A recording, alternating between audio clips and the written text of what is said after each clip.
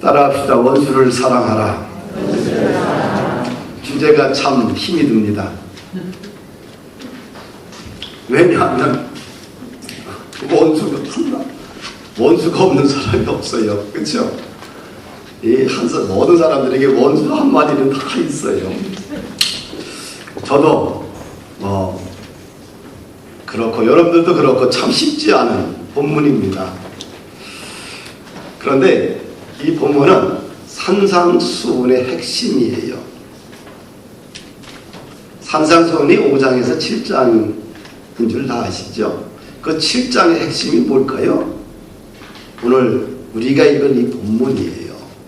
이 본문의 중심 주제는 사랑입니다. 사랑은 기독교의 윤리를 대변하는 함축적인 용어다. 기독교가 도대체 무슨 종교냐? 이것을 갖다가 한마디로 이야기하라? 그러면 사랑이라는 단어입니다. 사랑이라는 단어가 빠지게 되면 더 이상 기독교가 아니에요. 교회가 아니고 성도가 아니지요. 예수님의 제자가 아닙니다. 그래서 윌리엄 바클레이는 본문을 주석하면서 이렇게 해요. 압축된 기독교의 윤리의 표현이다. 이렇게 지적하고 있어요. 그럼 그 당시에 바리새인과 서기관들의 율법과는 어떤 생각을 가지고 있었느냐? 43절을 함께 좀 읽어보십시다. 또 내 이웃을 사랑하고 내 원수를 미워하라 하였다는 것을 너희가 들었으나, 예수님이나 제자들이나 이 산상수훈을 듣고 있는 많은 대중들이 이 율법을 선생님으로부터 들었다는 거예요. 내 이웃을 사랑하고 내 원수를 미워하라는 이 내용을 율법 선생님들로부터 들어왔다는 겁니다. 너도 알고 나도 안다는 거예요. 그런데 이 말씀이 구약 성경에 있느냐 없느냐는 거예요. 익히 들어왔던 말씀이고 나도 알고 너희들도 알고 우리 모두 이렇게 배워왔는데, 율법 선생들로부터 이렇게 배워왔는데 이것이 정말 성경에, 구약 성경에 하나님이 하신 말씀이냐, 성경이 있느냐 없느냐는 거예요. 문제는 뭐예요? 없다는 거예요. 그럼 율법을 연구하는 서기관들과 바리새인들, 그걸 따르는 철저하게 지키는 사람들의 잘못이 도대체 무엇일까? 첫째는 구약 말씀의 핵심을 빼버렸어요.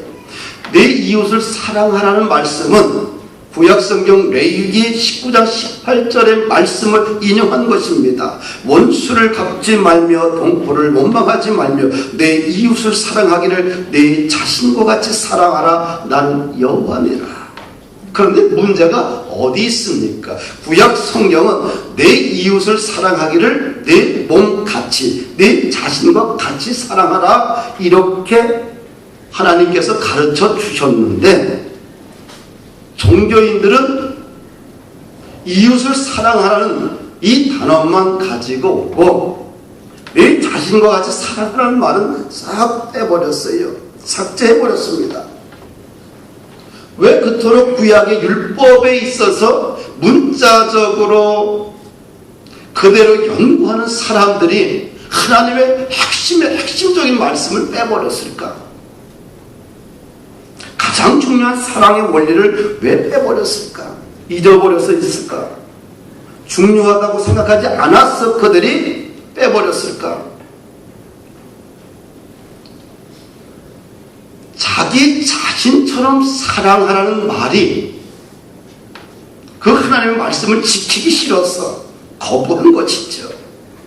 그래서 사랑하는 방식을 아주 약화시킨 것입니다.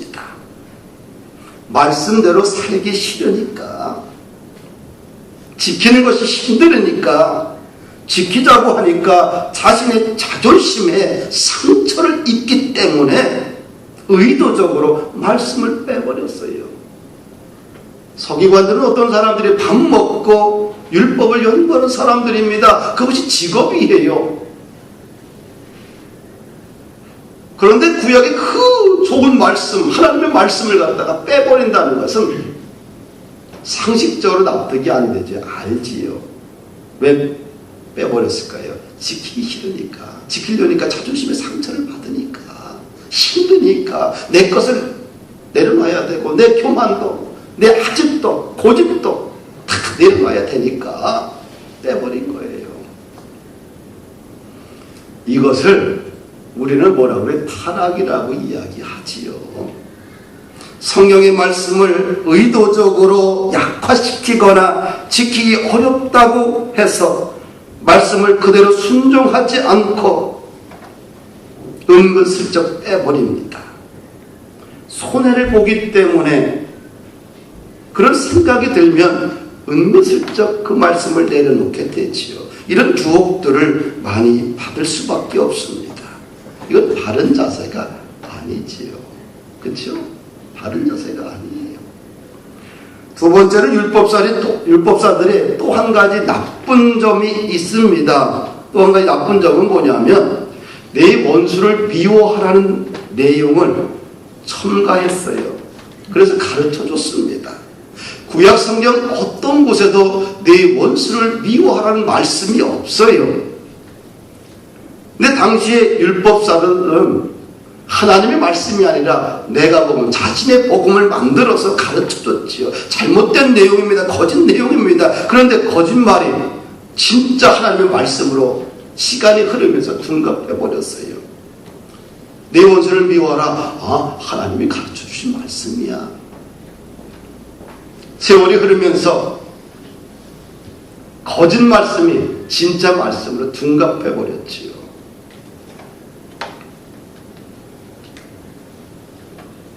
그래서 이들은 나와 같지 아니하면 어떻게 돼요? 다 죄인이고 나와 같지 아니하면 다 원수라고 생각을 하는 거예요. 그래서 이들은 유대인과 이방이라는 두 가지 시야를 가지고 세상을 봤어요. 동족 유대인은 같은 피예요. 아브라함의 순수 혈통의 자손들입니다. 그래서 우리는 서로 사랑해야 될 족속들이고 아브라함의 자손이 아닌 순수 혈통이 아닌 사람들은 이방인들은 원수라고 생각을 했어요.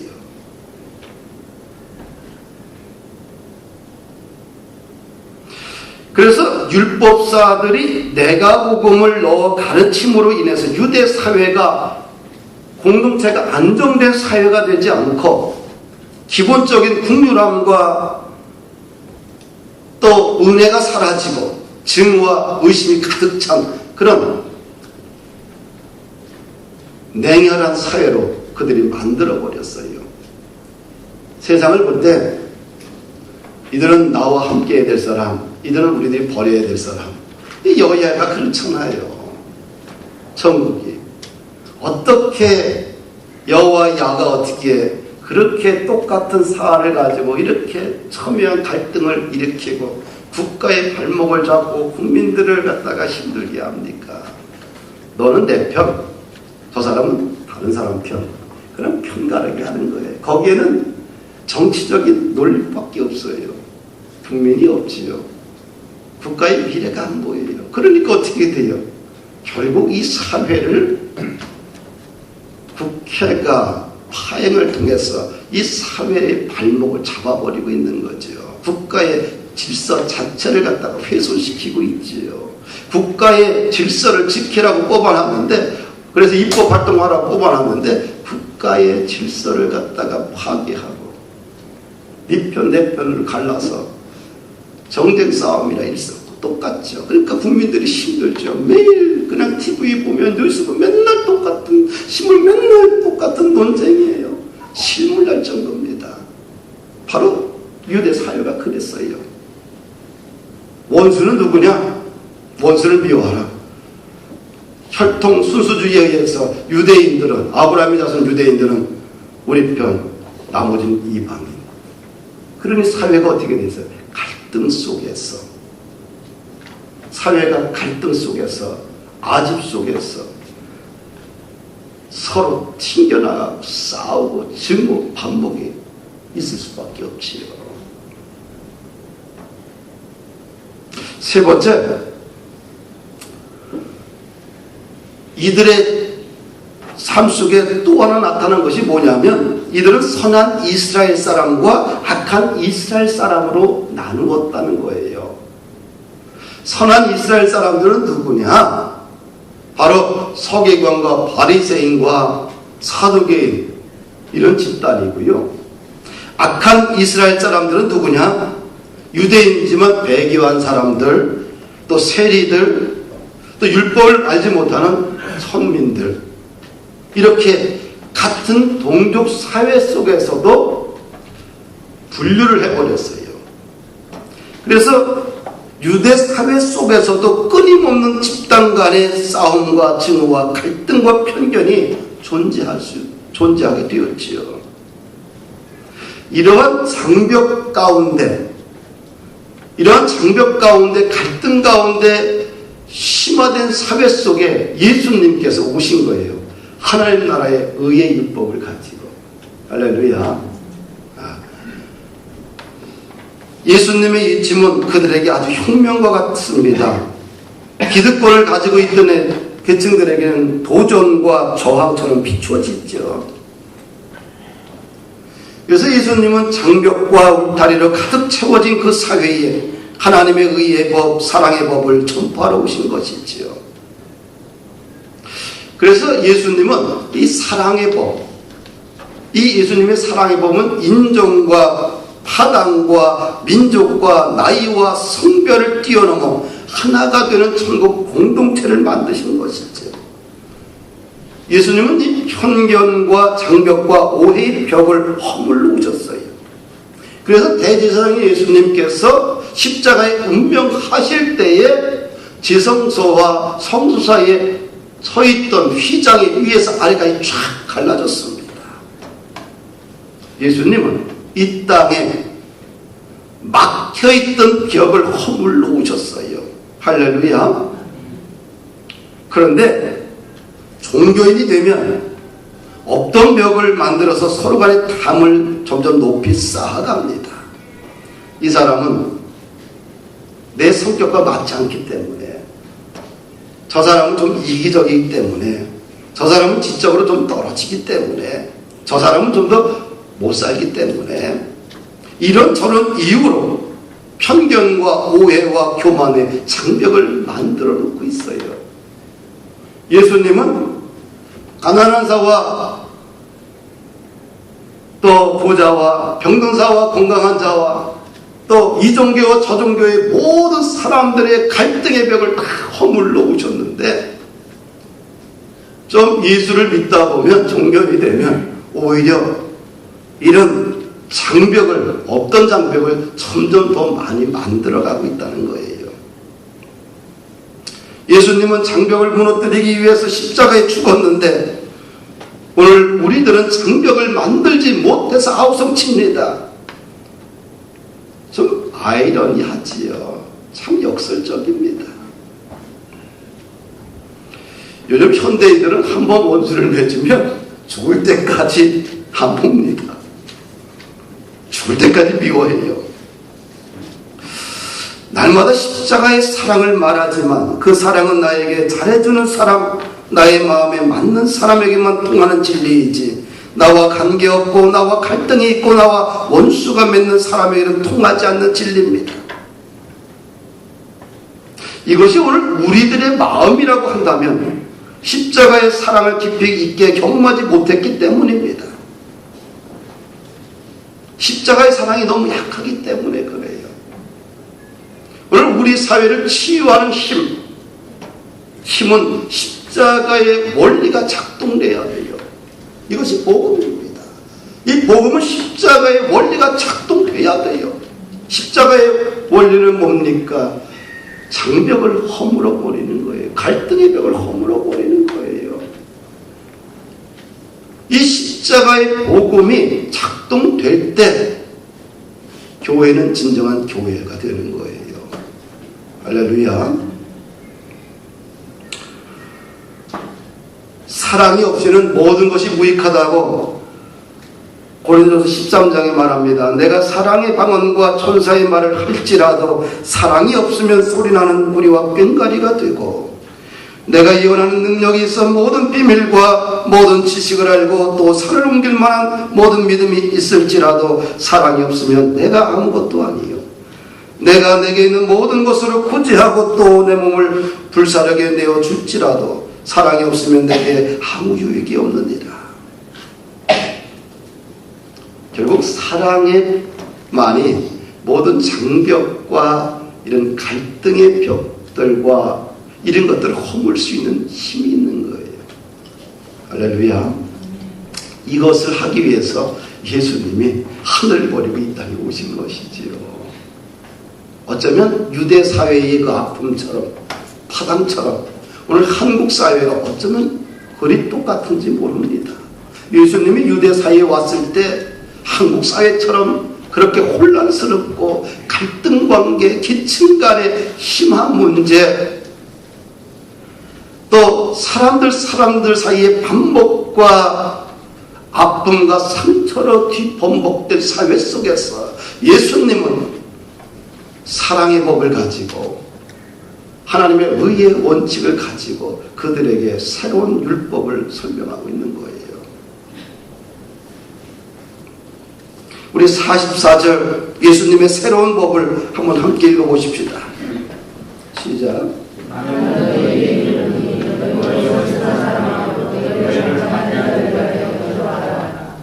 기독교 윤리 두 가지 중요한 축복의 원리를 예수님이 새로운 율법을 그들에게 설명을 해요. 어떤 법입니까? 너희 원수를 사랑하라. 그리고 뭡니까? 너희를 박해하는 자를 위하여 오히려 축복하라, 기도하라고 합니다. 이 말씀을 들었던 당시의 사람들은 굉장히 충격에 빠졌을 거예요. 처음 들어보는 말씀이기 때문에 그렇습니다.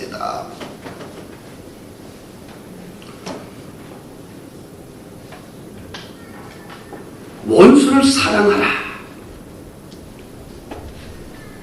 그리스도인들에게 있어서 이웃은 있지만 원수는 없어요. 할렐루야. 우리 이웃은 사랑의 대상이라는 겁니다. 아멘. 이웃은 사랑의 대상이에요. 긍휼의 대상입니다. 이웃은 원수가 아니에요. 이것이 기독교인들의 삶의 원리입니다.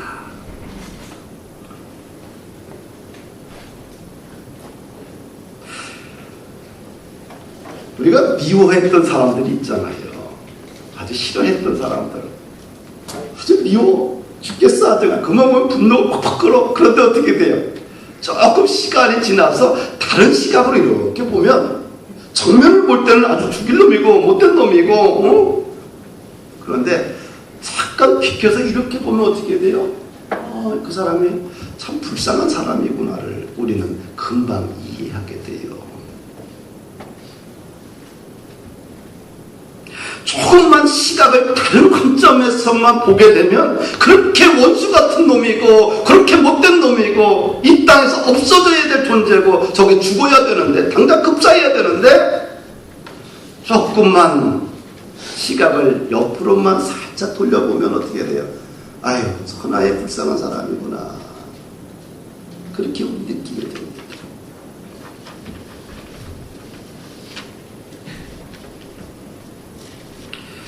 예수님이 십자가에 못 박혀 죽으실 때에 얼마나 큰 고통을 받으셨어요. 그렇죠?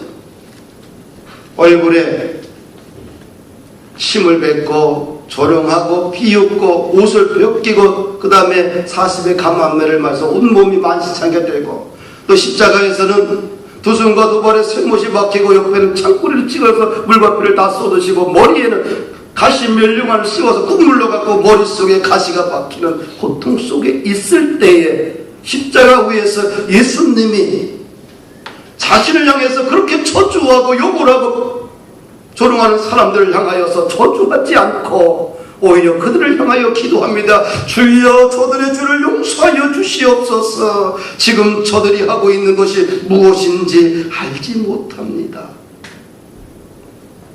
이것이 기독교인들의 삶이라는 거예요.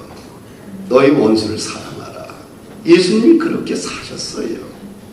아멘. 아멘 하기가 불편합니까?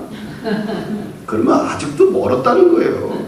십자가를 별로 그렇게 예수를 별로 따르고 싶지 않은 거예요. 아직도 내 속에 내 자아가 너무 가득 차서 그래요. 내려놓으면 편해요. 세상의 모든 짐을 내가 지고 있다 생각하잖아요. 얼마나 힘들어요. 그런데 가장으로서 먹고 살기도 힘들고 일터도 어렵고 뭐 빚은 있고 막 힘들고 고통스러워. 근데 부인도 나만 쳐다보고 자식들도 맨날 돈만 달라고 나만 쳐다보고 죽고 싶지 않겠어요. 그런데 자기 짐 자식이 알겠어, 부인이 알겠어. 마놓고서 지금 상황이 이렇게 힘들고 어렵다. 아빠가 정말 죽을 것 같이 힘이 들다. 사업장이 어렵고 지금 마이너스가 점점 올라가고 있는데 나를 위해서 기도해줘라. 아내에게 이야기하고 가족들에게 이야기를 하면 짐을 서로 나눠 갔잖아요. 그럼 어떻게 돼요? 죽을 것 같은, 숨 막힐 것 같은 그 심정이 싹 내리고 그 다음에 어떻게 되는 거예요? 아, 다시 한번 해보자. 이런 용기가 생기는 거예요. 할렐루야.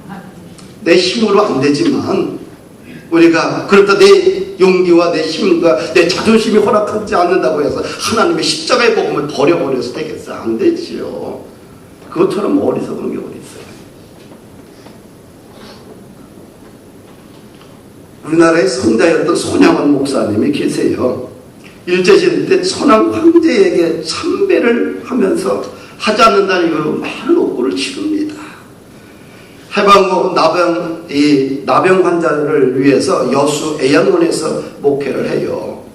1948년 10월 21일 공산당에 의해서 여수 순천 반란 사건이 일어나고 두 아들 동인군과 동신군이 공산당에 동조하지 않고 협조하지 않는다는 이유로 신앙을 지킨다는 이유로 안재선이라는 청년에 의해서 잡혀서 고문을 당하고 총살을 시켜버립니다.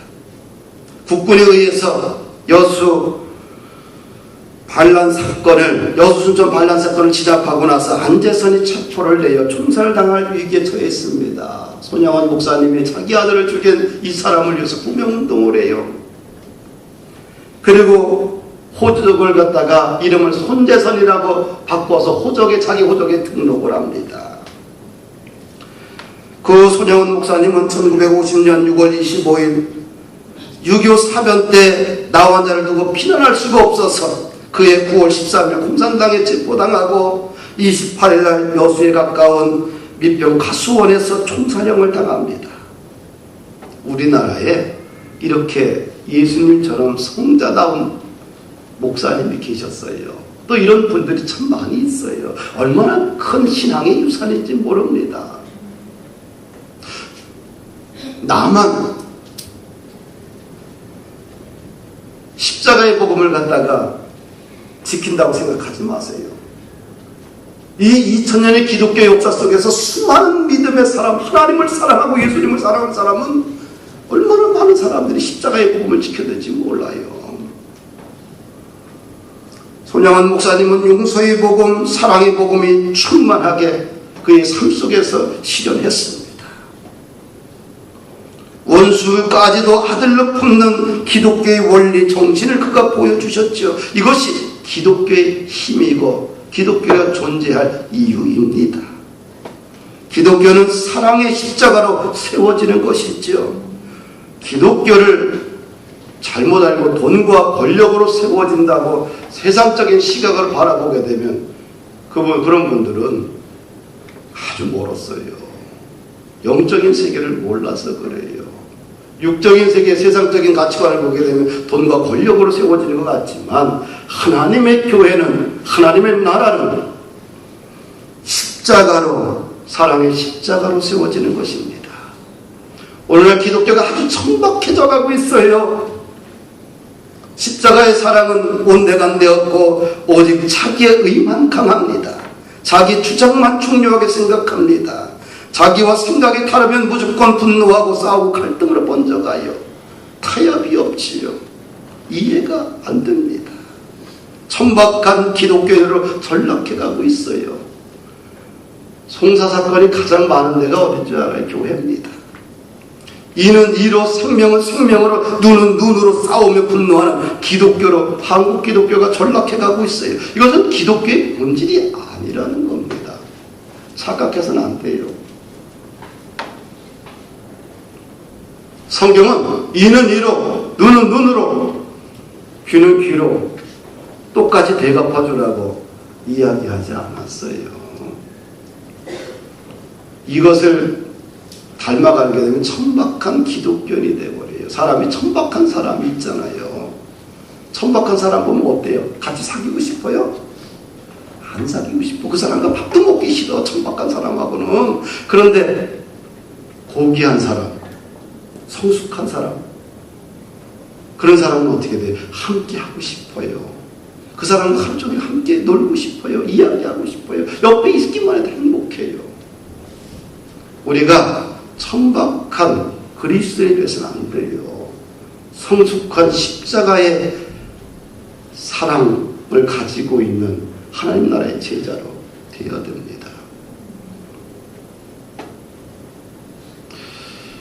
그리스도를 어떻게 살아야 되느냐? 죄는 미워해도 죄인은 미워하지 않고 오히려 불쌍히 여기며 살아야 돼요. 사탄은 미워해도 사탄에 억압된 사람은 불쌍히 여겨야 됩니다. 우리가 원수라고 생각하는 사람은 결코 우리의 원수가 아닙니다. 우리가 사랑해야 될 이웃입니다. 왜 우리가 원수 관계가 될까? 사랑하는 것을 피하기 때문입니다. 헬라어에 사랑이라는 단어가, 우리나라는 사랑하면 사랑 단어 하나인데 헬라어에는 사랑이라는 단어 하게 되면 히브리 말로 4가지가 있어요. 사랑이라는 말이. 에로스라는, 여러분들이 잘 아는 에로스라는 말도 사랑이라는 말인데 이건 뭐 성적인 사랑을 말하죠. 정열적인 사랑. 원래는 이것이 아주 좋은 의미의 사랑인데 시간이 흐르면서 이게 대표적인 사랑으로 이게 변질돼 버렸어요. 성경에는 한 번도 안 나옵니다. 에로스라는 헬라어는 단어는. 두 번째는 스토로게라는 사랑이라는 용어인데 이 가족 간의 사랑을 말하지요. 부모가 자식 사랑, 자식이 부모 사랑을 이야기하고 또 필리아 사랑이 있는데 이건 강한 애정, 진실한 친구의 우정을 이야기할 때 필리아라는 단어를 씁니다. 그래서 필하모니 하게 된 뭐예요? 음악 애호 뭐 이런 뜻이죠. 음악을 강하게 사랑하는 사람들. 필하모니 이런 거 많이 음악가에 들어보잖아요. 그 다음에 아가페 사랑이 있어요. 이 아가페 사랑은 어떤 사랑이냐 하면 억제할 수 없는 자비심, 추종을 불허하는 선한 의도를 이야기합니다. 인간의 사랑이 아니라 신적인 사랑을 의미하지요. 무조건적인 사랑입니다. 추종을 불허하는 무제한적인 사랑이죠. 사랑할 수 없는 사람인데 무한정 사랑을 쏟아붓는 사랑이지요. 예수님께서 원수를 사랑하라고 하셨을 때 이 사랑은 뭐냐? 아가페로 신적인 사랑을 하라는 거지요. 우리가 사람을 아가페로 사랑하게 되면 어떤 현상이 일어나느냐? 그 사람이 우리에게 어떤 짓을 해도, 그가 우리를 어떻게 대우해도, 그가 우리를 모욕해도, 상해를 입혀도, 슬프게 할지라도 미워하지 않으며 오히려 그 사람에게 억제할 수 없는 큰 자비심과 긍휼과 선의로 대하는 것입니다. 더 나아가서 그 사람이 가장 좋아하는 일을 해주는 것입니다. 예수님께서 베드로에게 처음 2번 물으실 때에 네가 나를 사랑하느냐 물으실 때의 그 사랑이라는 단어가 아가페입니다. 네가 조건 없이 나를 사랑할 수 있느냐? 내 인생에 어려움이 찾아와도 생명의 위협이 있다고 할지라도 나로 인해 핍박을 받고 조롱받고 비웃음을 받고 나와 함께 십자가에 죽더라도 내가 아가페로 나를 사랑할 수 있느냐? 내가 나를 사랑하느냐? 아가페로 사랑하느냐? 베드로가 내가 주님을 사랑합니다. 고백을 해요. 아가페의 사랑은 차별이 없는 사랑이고 사랑받을 자격이 없는데도 사랑을 하는 사랑이고 사랑할 만한 이유가 없는데도 사랑하는 것이고 사랑할 수 없는 충분한 이유가 있는데도 사랑하는 것입니다. 사랑할 수 없어도 사랑하는 것, 이것이 아가페 사랑이지요. 두 번째로 우리가 예수님의 새로운 율법은 뭡니까? 박해하고 핍박하고 힘들게 하는 사람들을 위해서 어떻게 돼요? 기도하라. 우리가 보통 박해하고 핍박을 줘도 어떻게 돼요? 에이, 안 보고 살지. 이건 소극적인 대처예요. 우리 그러죠? 나를 힘들게 하고 괴롭히는 사람이 안 보고 산다. 평생 안 보고 살면 마음이 편안하다. 이건 소극적인 자세예요. 적극적인 그리스도인의 자세는 어떻게 돼요? 그렇게 하는 게 아니에요. 주님이 뭐라고 그래요? 그를 위해서 오히려 축복하고 기도하라는 거예요. 틀리죠? 적극적인 삶의 태도, 자세를 요구하는 거예요. 우리 기독교인들은 숨는 사람들이 아니에요. 소극적인 사람들이 아니에요. 우리가 성경을 보면서 성경 그대로를 이해를 해야 돼요. 자기의 입맛에 맞게 성경만 간추려서 막 생각하면 안 돼요. 편식하겠죠. 편식하면 어떻게 돼요? 성인병 찾아옵니다. 고기만 맨날 먹어봐요. 성인병 찾아오지. 편식하면 안 되고요. 성경 말씀 그대로 우리가 그대로 내 마음이 때로는 수용이 안 되고 그 말씀을 받아들일 때 너무 힘들고 고통스럽지만 어떻게 돼? 그래도 하나님 말씀이 돼 받아들이고 주여 내가 말씀에 의지해서 내가 순종하겠습니다. 베드로가 예수님의 이야기를 해요. 밤새도록 고기를 잡았어. 못 잡았어. 자기 전문가야. 그런데 이 아침 대낮에 예수님이 깊은 데에 그물 내려라. 내렸더니 어떻게 돼요? 고기가 가득 잡혔어요. 뭐라고 이야기해요? 당신의 말에 의지해서 선생님 말씀에 의지해 내가 내리리이다. 내 상식으로 내 전문가적 입장에서는 고기를 한 마리도 못 잡습니다. 없습니다. 그런데 내렸더니 어떻게 됐어요? 그물이 찢어질 정도로 고기가 잡힌 거예요. 때로는 우리가 내 마음의 수용이 안 되고 또 내 마음에 받아들이기 어렵다고 해서 그냥 말씀을 팽개쳐버리거나 포기하거나 버려서는 안 돼요. 하나님, 내 마음이 속상하지만 받아들일 수 없지만 하나님 뜻이라고 받아들이겠습니다. 이게 수용하는 자세가 필요해요. 할렐루야. 오히려 우리 하나님 앞에 핍박하고 힘들게 하는 사람들이 있으면 오히려 하나님 앞에 그 문제를 가지고 와서 기도하십시다. 할렐루야. 성경의 말씀에 로마서 5장 이하를 보면 이렇게 이야기합니다. 우리에게 주신 성령으로 말미암아 하나님의 사랑이 우리 마음에 부음받음이니 우리가 아직 연약할 때의 기약대로 그리스도께서 경건치 않은 자를 위하여 죽으셨도다. 우리가 아직 죄인 되었을 때 그리스도께서 우리를 위해 죽으심으로 하나님께서 우리에게 대한 자기의 사랑을 확증하셨다. 우리가 죄인이 있을 때에 하나님 거부할 때 그분이 우리를 위해서 십자가를 위해서 죽으셨다는 거예요. 먼저 사랑했다는 거예요. 할렐루야. 말씀을 정리합니다. 증오하기 시작하잖아요. 그럼 어떻게 할까요? 우리 마음이 점점 더 증오로 바뀌어요. 내가 잘못한 거 없어. 내가 상처받았어. 내가 힘들었어. 근데 내가 그 사람을 증오하기 시작하잖아요. 그럼 어느새 내 정신세계, 내 감정의 세계 전체 증오로 바뀌어버려요. 내가 바뀌어버린다는 거예요. 내가 모욕을 당했는데 그래서 내가 그 사람을 증오하는데 오히려 내가 거꾸로 내 정신세계와 정서세계와 육체와 영적인 세계가 완전히 황폐해져 버려요. 그렇지만 내가 핍박을 받고 힘들었지만 오히려 그를 사랑하려고 노력하잖아요. 그러면 내 세계가 아름답게 정돈된 이 꼭 잘 정돈된 화단처럼 깨끗이 정리가 돼요.